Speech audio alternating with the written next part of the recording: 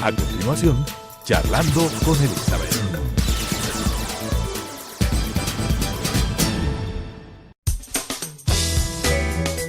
Clasificación A.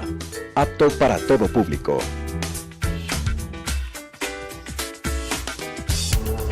Telesucesos Canal 29 presenta Charlando con Elizabeth. Con temas coyunturales, locales, nacionales e internacionales de interés general. Charlando con Elizabeth. Muy buenas tardes, queridos amigos y amigas de su programa Charlando con Elizabeth. En este programa no podíamos hacer una abstracción de la realidad que en este momento nos une a los ecuatorianos, como fue el evento que la semana anterior se suscitó con el epicentro sobre todo en las zonas de Manabí y Esmeraldas. Realmente este evento sísmico que ha sido muy fuerte en los últimos 18 años, el más fuerte de los últimos años en el país, ha concitado la unión, el esfuerzo y la solidaridad de todos los hermanos ecuatorianos. Y en esa lucha y en ese trabajo y en esa entrega no podían estar ausentes los jóvenes del Ecuador, y es por eso que esta tarde hemos querido invitar a Francisco Bustamante, quien es el presidente de la Federación Ecuatoriana de Estudiantes Universitarios de la Universidad Central en Quito, de la FEUE, quien ha comandado como presidente una iniciativa muy interesante que queríamos resaltarla el día de hoy. Él está aquí para comentarnos esto, pero decir que este es un esfuerzo más de la sociedad civil que de manera organizada supo responder a este llamado de unidad, de ayuda que los hermanos manavitas y esmeraldeños necesitaban. Realmente creo que el Ecuador ha dado muestras de solidaridad, de apoyo, pero sobre todo de entrega y de generosidad. En los momentos más duros siempre todos los hermanos ecuatorianos se unen para dar la mano a quien más lo necesita. Francisco, muy buenas tardes, bienvenido a este programa y cuéntanos cuál fue esta importante iniciativa que la FEUE desarrolló con los jóvenes de las distintas universidades y facultades de la Universidad Central, prestando su contingente y su apoyo en estos momentos en que, yo digo, toda la sociedad se unió para apoyar tanto a la provincia de Manabí, a las diferentes ciudades afectadas y también a Esmeraldas. ¿Cómo fue la iniciativa? ¿Cómo surgió? ¿Qué actividades han desarrollado? ¿Y qué resultados, qué experiencia esto te deja? Vamos por partes para no abrumarte con una pregunta tan larga. Bueno, después de que ocurrió este terremoto en la costa ecuatoriana, nosotros como Federación de Estudiantes, es cierto ese principio, no fue la sociedad civil la que se organizó en primera instancia para ayudar. Nosotros yo recibí una llamada por parte del vicepresidente de la Asociación de Estudiantes de Medicina y me dijo, ¿qué vamos a hacer? ¿Qué hacemos para ayudar a la gente de la costa? Después de eso nosotros, a la mañana siguiente, eso fue el día sábado en la noche. Al domingo 10 de la mañana estábamos en la Asociación de Estudiantes de Medicina, la FEUE, el ASO de Medicina, el ASO de Enfermería, algunos estudiantes de varias carreras, egresados, graduados de la universidad que acudieron al llamado que hizo la Asociación de Estudiantes de Medicina, y conjuntamente en la FEUE creamos el CEDOE, que es el Comité Estudiantil de Operaciones de Emergencia. Entonces el CEDOE se conformó por la FEUE y el ASO de Medicina, y ahí comenzamos a hacer la primera fuerza que necesitábamos, que eran brigadas médicas.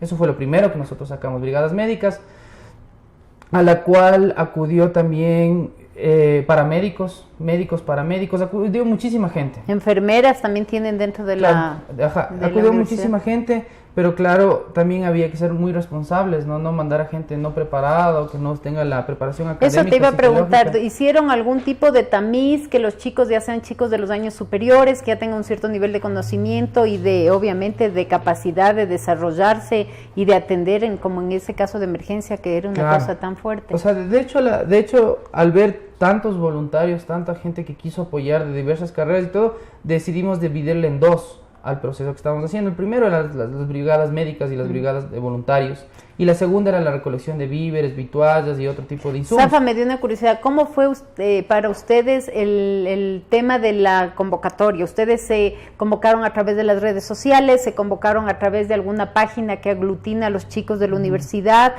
¿Cómo recibieron esas inscripciones? Porque es increíble, y esto es lo que me interesa que tú nos compartas, cómo la gente en un momento determinado logra superar todas estas barreras, incluso las de información, porque en 2 horas no sabíamos si terremotos y en dónde era realmente el sitio del epicentro, como que la gente no tenía una información clara.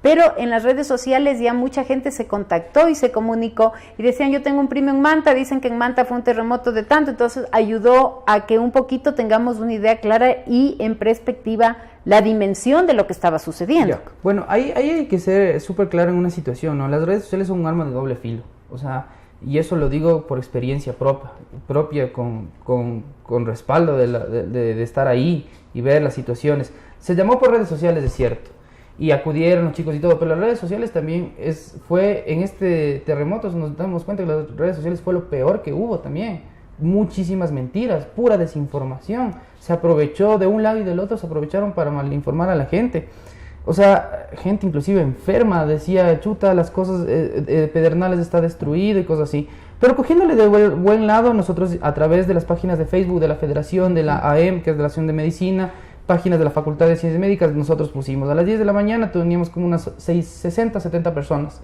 en la Asociación de Medicina, listos para organizar. Nos dividimos en dos, al un lado todo lo que es brigada médica y al otro lado toda la parte de víveres. Entonces de víveres eran chicos de primero, segundo, tercer semestre, de medicina, de enfermería, de atención prehospitalaria, y ellos se dedicaron a no ir, o sea, ellos iban a dedicar los bienes. Cada uno de los chicos decía, ¿sabes qué? Yo estudié esto, y los más preparados decidimos armar la brigada médica. Ahí sí tuvimos mucho apoyo de la institucionalidad. A eso iba, porque me imagino que se habrán sumado también médicos, profesores. No, profesores no.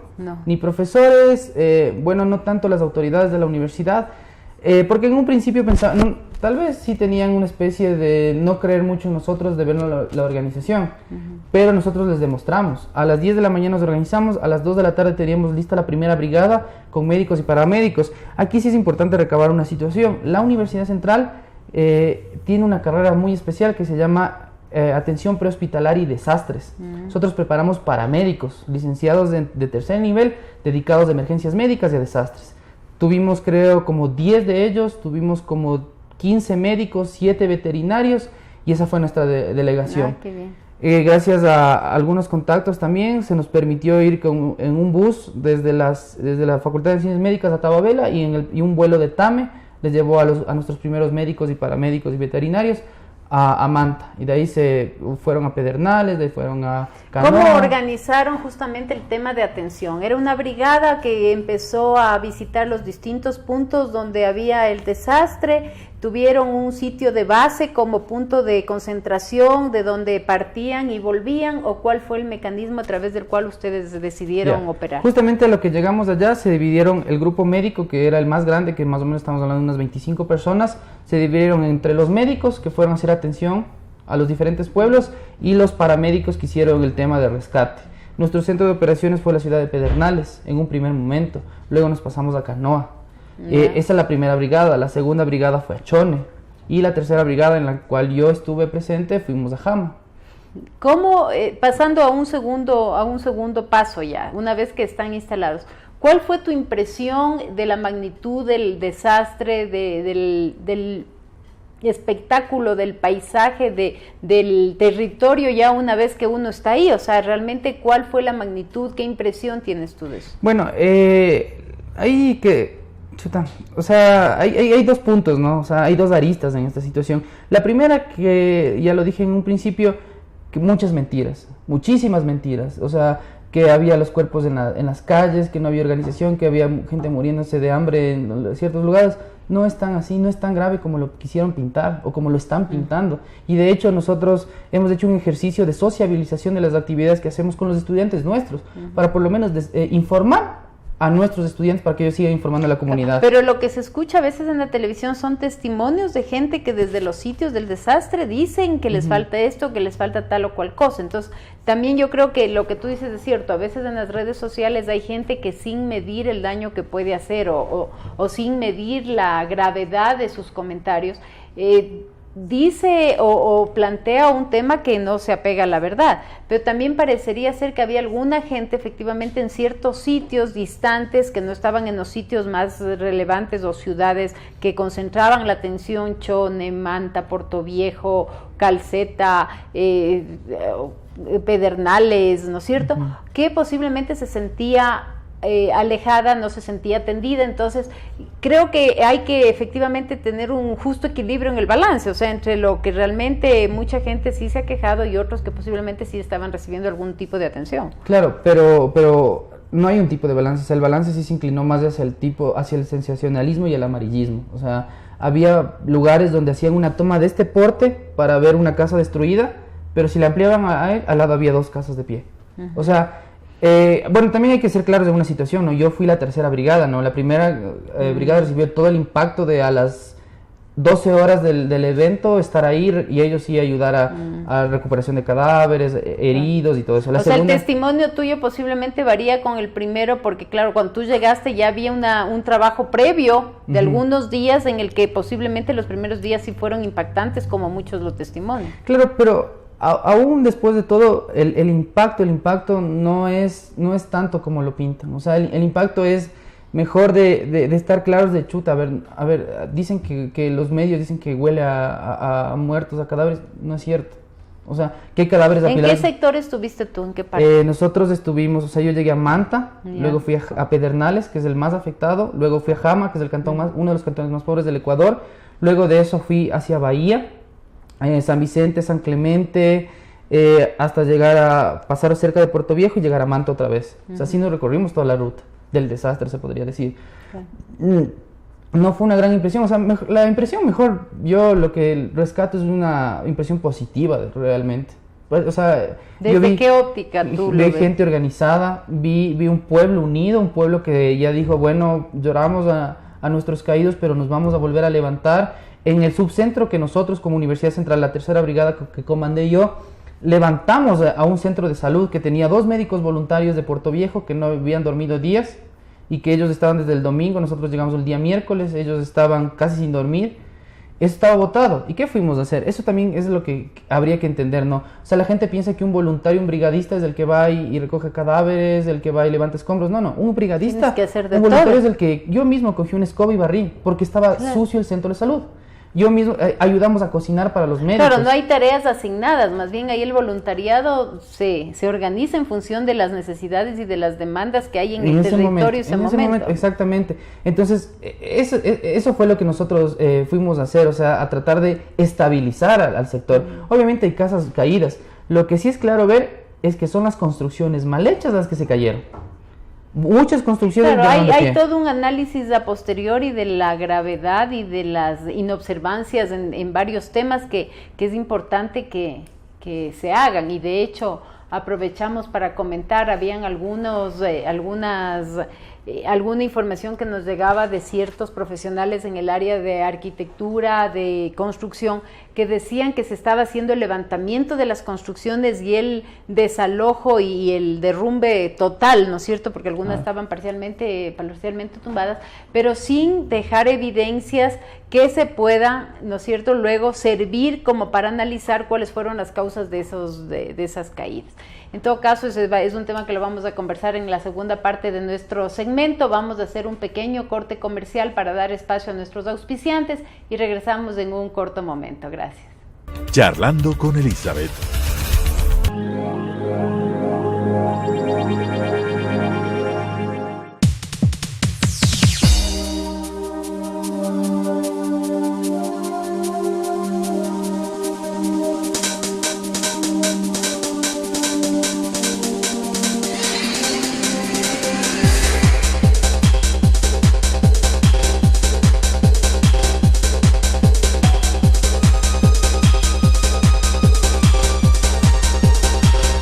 Telesucesos, porque Quito TV.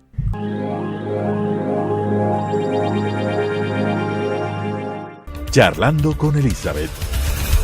Retomamos nuestro diálogo con Francisco Bustamante y vamos a seguir compartiendo la experiencia que él y sus amigos y sus compañeros de la Universidad Central vivieron como voluntarios en lo que ha sido la zona del desastre, todo el sector de Manabí, Esmeraldas, a donde ellos pudieron acudir fundamentalmente para realmente ayudar y sumarse a esta gran brigada y grupo humanos que han juntado sus esfuerzos para sacar adelante a este sector en una época tan compleja como esta.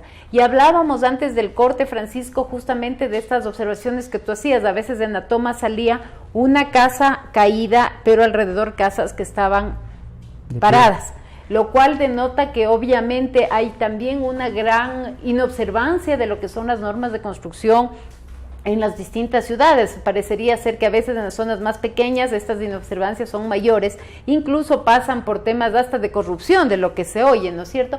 Y las casas afectadas no son sino aquellas que obviamente tuvieron problemas en su construcción y no observaron las normas de construcción. ¿Qué panorama? No sé si hay chicos de ingeniería, por ejemplo, que viajaron, que podría ser una gran ayuda a futuro, tal vez para replantearse. Conversábamos con algunos amigos y decíamos, es una gran oportunidad para refundar muchas ciudades que se han ido armando en función de que llega alguien y se instala aquí, el otro va por acá, no cuentan con servicios básicos. No sé si a nivel de lo que ya será el post-desastre, ¿no es cierto?, después de esta etapa dura, ¿ustedes qué han pensado, qué actividades o qué planes tienen como...? Claro, bueno, en el primer punto es verdad, había edificaciones que eran hechas por el municipio, por ejemplo, mal hechas. En el estadio de Jama estaba el centro de operaciones del COE. Afuera del estadio había un cerramiento, y ese cerramiento estaba en el piso. Y cuando justamente nosotros, con poco o escasos conocimientos sobre arquitectura o ingeniería, vimos que, por ejemplo, las columnas no tenían profundidad, estaban encima de puestos, o sea, cualquier buen golpe le botaba. Y así muchas estructuras. Este tema del desastre luego va por etapas, ¿no? Ya se salvó a las personas, se recuperó cuerpos, ahorita estamos estabilizando la sociedad, es decir, dando organización nuevamente, dando institucionalidad, y luego va a venir la etapa de reconstrucción. Ahí nosotros tenemos planeando enviar 20 arquitectos que tienen experiencia en evaluación de daños, y ellos van a ir y evaluar los daños y todo, porque realmente algunas ciudades sí tendrán que reconstruirse bajo las normas, ¿no? Pero nosotros continuamos, seguimos el día lunes de esta semana, el día de ayer, junto con la Facultad de Cultura Física, con la Suficiencia de Cultura Física, que son 8.500 estudiantes, hemos decidido hacer un proyecto de recolección de víveres y sobre todo de gorras. Ya no de ropa, sino de gorras, que se necesita bastante las gorras. Y víveres por el clima, el calor y todo lo demás. Víveres enfocados y todo eso vamos a recolectar durante toda la próxima semana en el Coliseo Universitario. ¿Y en dónde? Eso, ¿por qué no hacemos un llamado a quienes nos miran en el programa? Posiblemente hay muchas voluntades que siguen con el afán de aportar, de colaborar y podrían sumarse al esfuerzo que ustedes están haciendo. Claro, por supuesto. ¿De qué día, en qué horarios y en dónde? Nosotros vamos a estar desde el próximo día lunes, desde las 8 de la mañana hasta las 4 de la tarde en el Coliseo Universitario. Nosotros necesitamos víveres, víveres no perecibles, agua, gorras, necesitamos medicinas básicas, ¿no? De ibuprofeno, paracetamol, eso necesitamos. Y además de eso, quien nos quiera ayudar con el transporte, ¿no? También con el transporte de esto, porque algunas empresas privadas nos ayudaron con el transporte para llevar en camiones a las poblaciones. Inclusive, es increíble ver cómo no solo yo como presidente de la FEWE fui a dejar, el señor rector también fue a dejarlos, él mismo, los bienes, los insumos y todo eso. Entonces nos vamos a seguir organizando. De hecho, estamos planeando para 1 o 2 meses hacer un concierto en la Universidad Central, para que la entrada va a ser a través de víveres de igual, donaciones, o de lo que vayan necesitando. Luego vamos a necesitar otro tipo de cosas, útiles escolares, vamos a necesitar juguetes. Hay que recuperar con alegría a nuestro país. No solo hay que verle desde un punto amargo a la situación, sino de un punto alegre también. Ahora, yo ahí te hago una reflexión. Hablábamos también en esto de que este es el tema de conversación ahora en todos los grupos, de la necesidad de una intervención psicológica para todas aquellas personas afectadas por el terremoto, pero también para quienes perdieron familiares. Yo veía un reportaje realmente conmovedor de un muchacho que decía: se murió mi mamá, se murió mi papá, fallecieron mis 2 hermanas, me he quedado solo, ¿qué hago? O sea, realmente hay mucha gente para quien la vida le cambió totalmente después de este terremoto y posiblemente sus perspectivas y sus sueños y sus aspiraciones están totalmente truncadas, totalmente totalmente cambiadas, más que truncadas, ¿no es cierto? O sus planes tienen que verse alterados. Dentro de la Facultad de Psicología que ustedes también tienen, puede haber un grupo importante de gente que haga un acompañamiento. No sé si han pensado en eso, creo que es una cosa que es necesaria. Hubo dos tipos de brigadas, ¿no? La brigada de organización estudiantil y la brigada de organización de las autoridades. En la brigada de organización de autoridades acompañaron 10 psicólogos y creo que unos 5 posgradistas acompañaron al señor vicerrector a hacer este tema. Claro, obviamente nosotros hay que hacer luego programas y todo eso, pero también hay que rescatar algunas cosas. O sea, siempre hay como que el vaso medio lleno o medio vacío, siempre hay que verle medio lleno al vaso. Esa también es una oportunidad grande porque este país, de las peores desgracias, ha salido adelante y ha triunfado. Después de que, por ejemplo, perdimos la guerra del Cenepa, luego tuvimos a un Jefferson Pérez que ganó una medalla de oro. Entonces, de las peores cosas hemos sacado lo mejor. Y ese es el ecuatoriano. Entonces, yo creo que las personas que en ese caso no hay que tenerles pena. Hay que tratar de ayudarles a que salgan adelante. Porque tal vez ese chico algún día no tendrá a su familia y todo, pero esa misma fuerza de demostrar a su familia que tal vez esté en otro sitio, va a darle para ver que se vuelva un médico, un paramédico, se vuelva un bombero y salve muchas vidas de las que él perdió. Entonces, ese es el enfoque que le debemos dar a esta situación. Yo comparto contigo eso, creo que de las grandes crisis nacen las mayores reacciones y las transformaciones incluso de las actitudes de los ciudadanos.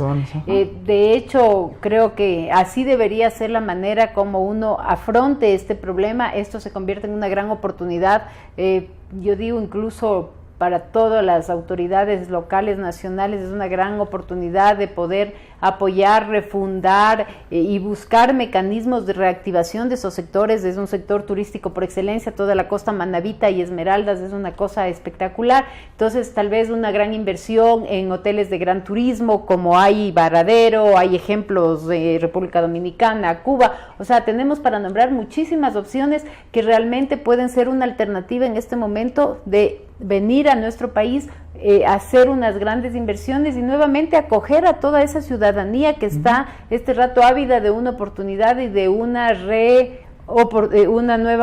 nuevo rediseño de sus vidas, ¿no? Y yo comparto tu optimismo, creo que a pesar de la dura tragedia por la que hemos vivido y la que estamos atravesando, realmente la fuerza que el de los ecuatorianos y demostrada no solamente hoy, sino en muchísimas otras ocasiones, nos permite ver esto en medio de estas cantidades de penalidades como una opción, una oportunidad, y ojalá que las condiciones se alineen para que efectivamente se pueda hacer de esto una ocasión excepcional. ¿Qué otras acciones tienen previstas y cómo definitivamente la universidad puede hacer un acompañamiento en este tema, en estas zonas? Bueno, hay unas acciones que vamos a seguir tomando coordinadas con las autoridades, ¿no? Entonces vamos a seguir desarrollando etapas. Vamos a tratar de seguir capacitando a la gente. Nuestra carrera de emergencias y desastres va a seguir acudiendo a apoyar ya en el tema más, los ingenieros civiles, los arquitectos, vamos a estar en el tema de reconstrucción. Luego habrá que darle organización ya desde el tipo de estatal, del sector público. O sea, hay que reconstruirlo, o sea, hay que volver a crear una sociedad. O sea, que tal vez ese fue el punto que se destruyó. Porque a veces también por temas personales las personas dijeron, bueno, ya me salvo yo, y ahí verán lo que pasa además. Entonces hay que reconstruir esa cohesión social. Entonces eso la universidad, yo creo que para largo, ¿no? De hecho ya no nos sorprendamos que en unos 6 meses ya comencemos con los proyectos de titulación enfocados a mejorar el desarrollo tal. Todos los chicos que vinieron de ahí, que la mayoría son de 6º, 7º y están prontos en un año a salir de la universidad, ya quisieron comenzar con sus proyectos. Habían compañeros de emergencias médicas que decían, bueno, yo quiero hacer el perfil epidemiológico de JAMA, otros chicos de arquitectura, bueno, yo quiero hacer de tipo eso. O sea, ya comienza la universidad a través de la investigación y sus proyectos de titulación a comenzar a hacer proyectos, ya meternos ahí. Lo que sí es que la ciudadanía y la colectividad se tiene que olvidar que esto no es que en una semana recuperamos, o sea, claro, esto es un tema de largo plazo y definitivamente hay que estar preparados para saber de que va a transcurrir un buen tiempo para que esto se pueda volver a reactivar como quisiéramos.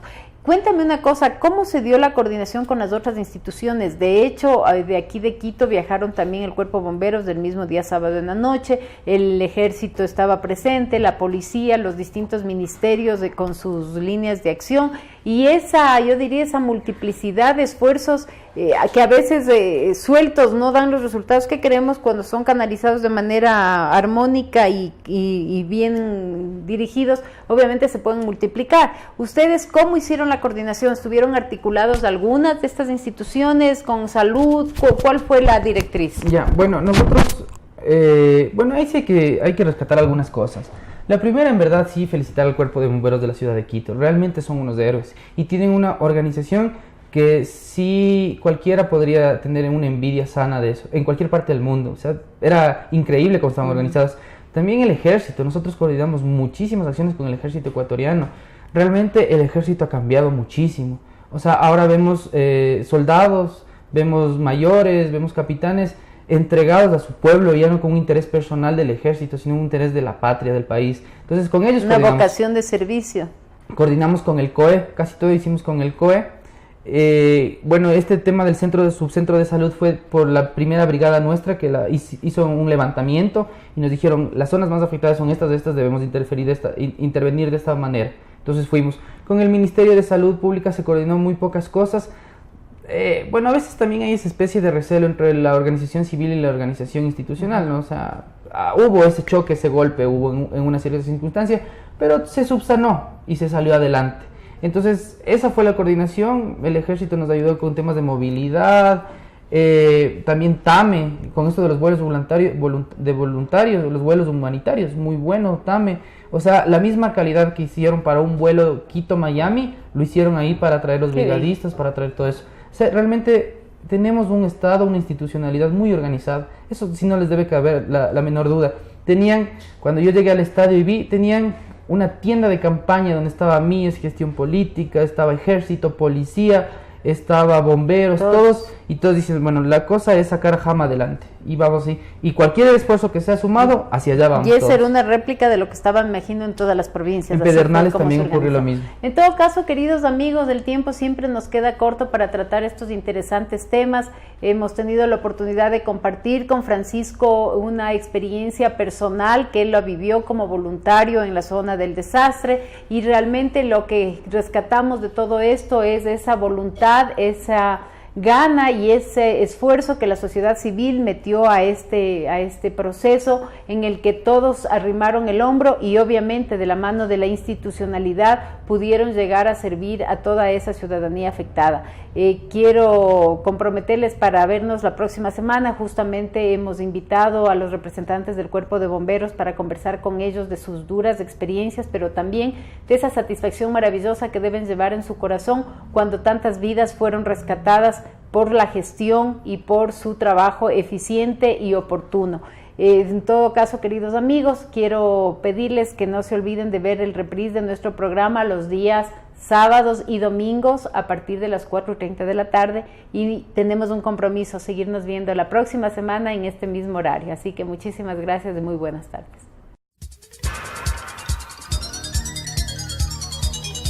Las opiniones vertidas en este espacio por la producción y dirección del programa son de exclusiva responsabilidad de sus autores y de quienes intervienen en ellos.